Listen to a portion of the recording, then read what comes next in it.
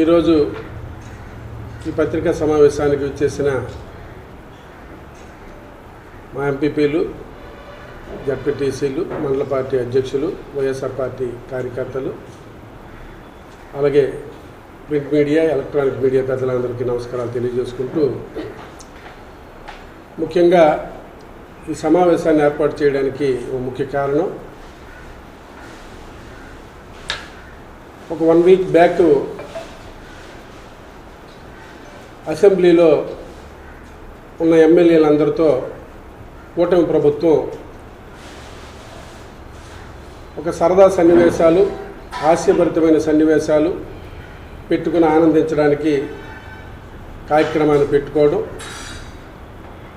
ఆ కార్యక్రమంలో ఇచ్చర్ల నియోజకవర్గ శాసనసభ్యులు నడుగుడితి ఈశ్వరరావు గారు తన నోటుకొచ్చిన పదజాలంతో, ఏహ్య భావంతో కించపరిచే విధంగా మాట్లాడిన మాటలు ఖండిస్తూ ఉన్నాం. ఈరోజు వాడికి నాకు పోలికేమిటి అనే మాట సర్వసాధారణంగా ఎవరు కూడా అనం. వాడికితో నాకు పోలికేంటని మా ప్రీతమ నాయకుడు జగన్మోహన్ రెడ్డి గారిని ఏకపదజాలంతో అతన్ని కించపరిచే విధంగా ఒక పెద్ద వ్యక్తిని ఆ విధంగా మాట్లాడటం మేమందరం కూడా ఖండిస్తూ ఉన్నాం. ఈ నియోజకవర్గం, ఇచ్చర్ల నియోజకవర్గంలో ఎప్పుడు కూడా ఒక సంయమనంతో, ఒక మంచితో అన్ని పార్టీలు, ఎన్నో పార్టీలు వారు ఇక్కడ ఎమ్మెల్యేలుగా గెలవడం జరిగింది. ఆనాడు ప్రతిభాభారతి గారు కానీ, నీలకంఠం నాయుడు గారు కానీ, ముఖ్యంగా కళా వెంకట్రావు గారు కానీ, అలాగే కోండ్రు మురళి కానీ, మేము కానీ ఇక్కడ ఎమ్మెల్యేలుగా ప్రాతినిధ్యం వహించడం జరిగింది. ఏనాడు కూడా అసభ్య పదజాలంతో కించపరిచే విధంగా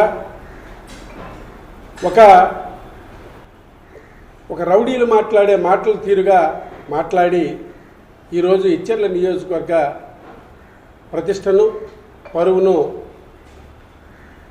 ఈదిలోకి లాగిన పరిస్థితి ఈరోజు ఈ కూటమి ఎమ్మెల్యే నడుగుడితి ఈశ్వరరావు చేయడం జరిగింది.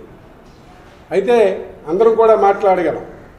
అందరం కూడా మన అందరికీ, వైఎస్ఆర్ పార్టీ నాయకులకు, ఎమ్మెల్యేలుగా పోటీ చేసిన మాకు కానీ, మా కార్యకర్తలకు కానీ అందరికీ నోళ్ళు ఉన్నాయి.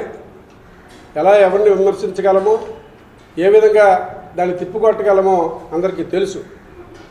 కానీ అది అతని విజ్ఞతగా వదిలేస్తాను. ఎందుకంటే ప్రజలు ఒక ఓటమి పరంగా వైఎస్ఆర్ కాంగ్రెస్ పార్టీని ఓడించినా, ఒక కూటమి అభ్యర్థికి మద్దతు పలికారనంటే ఒక మంచి చేస్తారన్న ఒక ఆలోచనతో వాళ్ళందరూ కూడా ఓట్లు వేయడం జరిగింది. నేను 5 సంవత్సరాలు ఎమ్మెల్యేగా పోటీ చేసినప్పుడు ఎన్నో పార్టీలు వారు మన నియోజకవర్గంలో ఉన్న ఎక్కడ కూడా ఎవరికి ఇబ్బందికరమైన మాటలు మాట్లాడడం కానీ, ఎవరినో గసరడం కానీ, లేకపోతే తన నోటుకు వచ్చినట్టు విషపదజాలంతో మాట్లాడడం కానీ ఏనాడు చేయలేదు. కానీ ఈనాడు చూస్తే ఒక క్రూరమైన మనస్తత్వంతో ఈరోజు ప్రవర్తించడం జరుగుతూ ఉంది. ఇవన్నీ కూడా చూస్తూ ఉంటే ఈ నియోజకవర్గం పరిస్థితుల్లో అప్పుడు కూడా 2014 నుంచి 2019 వరకు కూడా ప్రజలందరూ చూశారు. అయితే ఈరోజు కూటమి ప్రభుత్వం అంతా కలిపి ఒక యూనిట్గా ఉండడం వల్ల కొంతమందికి అవకాశం రావడం జరిగింది. అయితే అవకాశాన్ని సద్వినియోగం చేసుకోలే తప్ప, ప్రజలకు మేలు చేయాలని చూడాలి తప్ప, ప్రజలకి సహాయ సహకారాలు అందించడానికి మనం చేయూతనివ్వాలి తప్ప, ఏదో 10 మంది గొప్ప గురించో, లేకపోతే 10 మంది నాయకుల దగ్గర మెప్పు గురించో ఇలాంటి తప్పుడు మాటలు మాట్లాడితే క్షమించే పరిస్థితి కానీ, సహించే పరిస్థితి కూడా ఉండదు. ఇది మొట్టమొదటిగా ఈ పత్రికా సమావేశం పెట్టి చెప్పడం జరుగుతూ ఉంది. ఎందుకంటే చూసిన ప్రతి ఒక్కరూ చేసిన తర్వాత చాలామంది నాకైతే ఎన్నడూ లేదు, ఈ నియోజకవర్గ పరిస్థితి ఈ విధంగా ఉంది, ఈ నియోజకవర్గంలో ఎప్పుడూ లేని విధంగా ఈ విధంగా మీ ఎమ్మెల్యే ప్రవర్తిస్తున్నాడని నాకు ఎంతోమంది ఫోన్లు చేయడం జరిగింది. అయితే ఆనాడు కానీ ఈనాడు ఒక ఎమ్మెల్యేగా గెలిచామంటే సత్యబాబు గారు పెద్దవారు ఉన్నారు. సత్యబాబు గారు స్థాయి సత్యబాబు గారు, నా స్థాయి నాది. అతనితో మనం పోలుకేసుకొని అతన్ని ఏదో విమర్శించే ఆడితే జనాలు మనల్కి తూని వస్తారు. కాబట్టి మన స్థాయిని గుర్తించుకొని మాట్లాడుకోవాలి. అలాగే కళా వెంకట్రావు ఉన్నాడంటే అతను ఒక పెద్ద ఆయన. అతను ఒక గౌరవంగా నియోజకవర్గంలో పనిచేసినా ఏనాడు ఇలాంటి తప్పుడు మాట్లాడి కానీ ఒక వ్యతిరేక మాట్లాడడం కూడా ఏనాడు మనం చూడలేదు. అలాగని మనం ఎమ్మెల్యే ఒకసారి అయిపోయామని అతను విమర్శించినా మన తప్పే. కానీ ఈరోజు జరుగుతున్న పరిణామాలు ఇచ్చేళ్ళ నియోజకవర్గ పరిస్థితిని ఎక్కడ తీసుకెళ్తుందా అని ప్రజలందరూ కూడా బాధపడుతూ ఉన్నారు. దారి తీసిన వ్యక్తులకి త్వరలోనే ప్రజలు కూడా బుద్ధి చెప్తారు. ఇలాంటి లేనిపోయిన తప్పుడు పేలాపనలు ఉండకూడదని, నియోజకవర్గం ఎప్పుడు కూడా ఏ పార్టీ ఉన్నా ఒక సంయమనంతో ఉండాలని, అలాంటిది ప్రీతమ నేత జగన్మోహన్ రెడ్డి గారిని విమర్శించే స్థాయికి వాడితో నాకు పోలికేమిటి అనే మాట అనేది మాత్రం చాలా బాధాకరమైన విషయం. ఇది చాలా తప్పుడుగా మేమందరం కూడా భావిస్తూ ఉన్నాం, దీన్ని ఖండిస్తూ ఉన్నాం.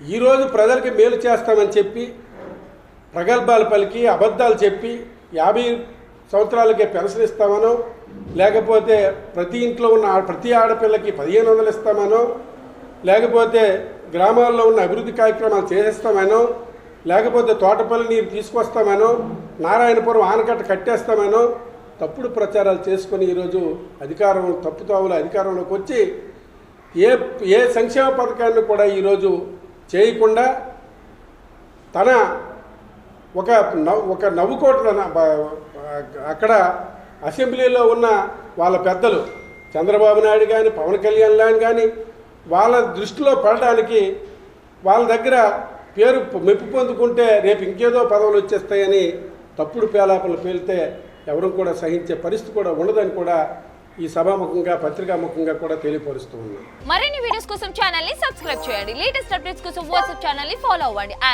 లింక్ డిస్క్రిప్షన్ లో ఉంది.